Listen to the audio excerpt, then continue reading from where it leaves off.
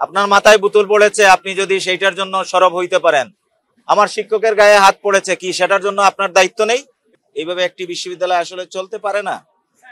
এখন শিক্ষার্থীদের পাশে আমরা শিক্ষার্থী, শিক্ষক, কর্মকর্তা, কর্মচারী আমরা কিন্তু এই দাবির ক্ষেত্রে একাকার।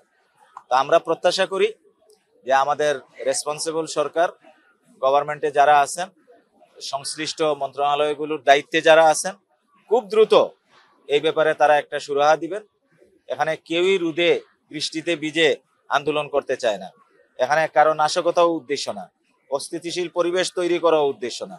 আমাদের টার্গেট একটাই, সেটা হলো আমাদের যে যৌক্তিক দাবি, সেই দাবিগুলা সামনে তুলে ধরা, এবং সেই দাবিগুলা আমরা ইতিমধ্যে আনুষ্ঠানিকভাবে জানিয়েছি।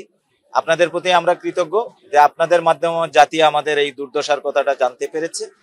তো আমি আশা করব যে আমাদের সরকারের খুব দ্রুত টনক নড়বে এবং এই ব্যাপারে দ্রুত কার্যকর ব্যবস্থা গ্রহণ করবে। দাবি ছিল 3 দফা, এখন কিন্তু আমাদের দাবি 4 দফা, সেটা আমরা বলেছি।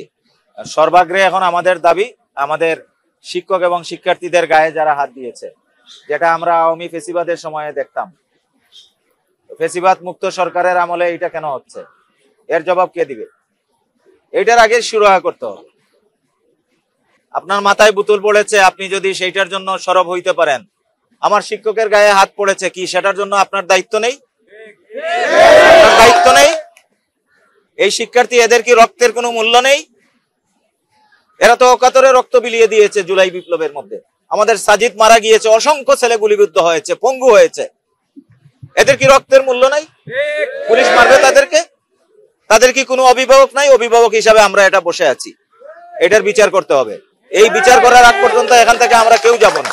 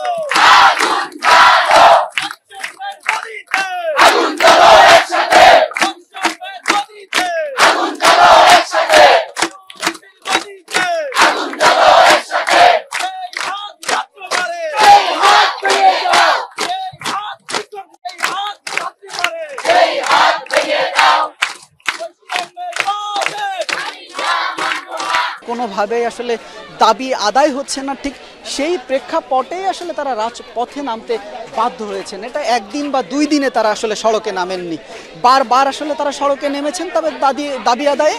তবে তাদের সেই দাবিগুলোর মূল্যায়ন সরকার থেকে যথাযথভাবে করা হয়নি এবং তারা বলছেন যে দেয়ালে পিঠ থেকে যাওয়ার কারণেই তারা আবারও সড়কে এসেছেন এবং তাদের দাবি আদায় করেই এবার তারা ক্যাম্পাসে ফিরতে চান, ক্লাসে ফিরতে চান।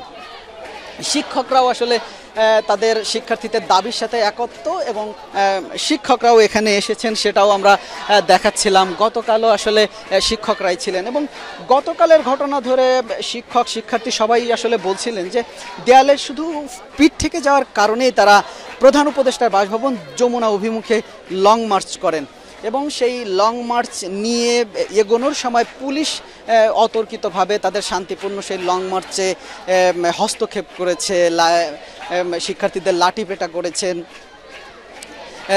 সাউন্ড গ্রেনেড, এমন নানা অভিযোগ তারা করছেন পুলিশের বিরুদ্ধে। তারা বলছেন যে একটা শান্তিপূর্ণ লং মার্চ যেটা আসলে যমুনা অভিমুখে যাচ্ছিল, সেখানে পুলিশের এমন ধরনের হীন হস্তক্ষেপ তারা কোনোভাবেই এখনও পর্যন্ত মানতে পারছেন না। তারা বলছেন যে তাদের 1/2 শিক্ষক শিক্ষার্থী সহ আহত হয়েছেন এবং আজ সকালেই তারা দাবি করছিলেন যে তাদের কারো হাতে পায়ে গুরুতর আঘাত লেগেছে, অনেকের পা ভেঙেছে, এমনও দাবি করছিলেন, বড় ধরনের চোট পেয়েছেন, এমনটাই জানাচ্ছিলেন তারা বলছিলেন যে যাদের আহতদের একটা বড় অংশই আসলে আজকের এই তাদের যে বিক্ষোভ কর্মসূচি চলছে, যে আন্দোলন চলছে, সেখানে অংশ নিতে পারবেন না। তাদের এই যে আহত হওয়ার যে তারা যে এই আন্দোলনে পুলিশের হস্তক্ষেপে, পুলিশের টর্চারে তারা যে আহত হয়েছেন, তাদের সেরে উঠতে বেশ কিছুটা সময় লাগবে।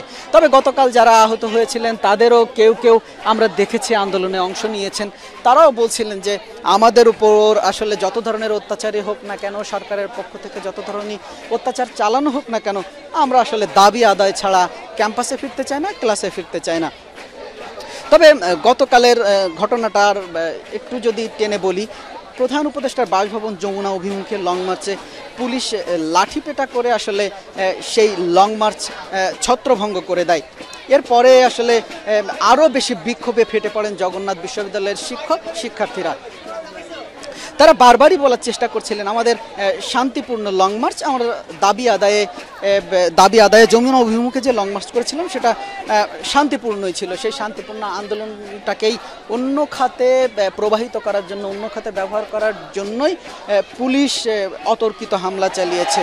তারা অস্ত্রসজ্জিত, শিক্ষার্থীদের হাতে কোনো লাঠি বা কোনো অস্ত্র না থাকা সত্ত্বেও তারা আসলে যেভাবে শিক্ষার্থীদের ওপর চড়াও হয়েছে সেটা খুবই অন্যায় বলে তারা দাবি করছেন, এমনটাই বলছেন তারা।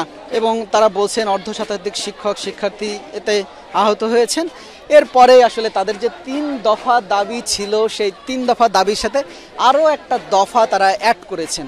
সেটা হচ্ছে গতকালের ঘটনায় সুষ্ঠু তদন্ত এবং যারা আসলে শিক্ষকদের উপর হামলা চালিয়েছেন সেই সব পুলিশের তারা বিচার চেয়েছেন এবং সেই বিচারেও তারা কমিটি গঠন করতে বলেছেন এবং সেখানে যারা নির্লজ্জ হস্তক্ষেপ তারা বলছেন যারা করেছে তাদের বিচার দাবি করেছেন।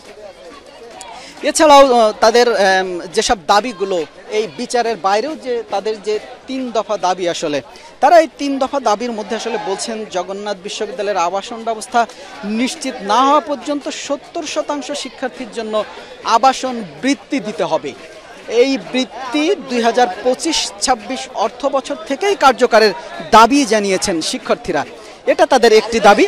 এবং দ্বিতীয় যে দাবি সেটা হচ্ছে বিশ্ববিদ্যালয়ের 2025-26 অর্থ বছরের জন্য প্রস্তাবিত পূর্ণাঙ্গ বাজেট কোনো ধরনের কাটছাট ছাড়াই যেন অনুমোদন দেওয়া হয়, এটা হচ্ছে তাদের দ্বিতীয় দাবি।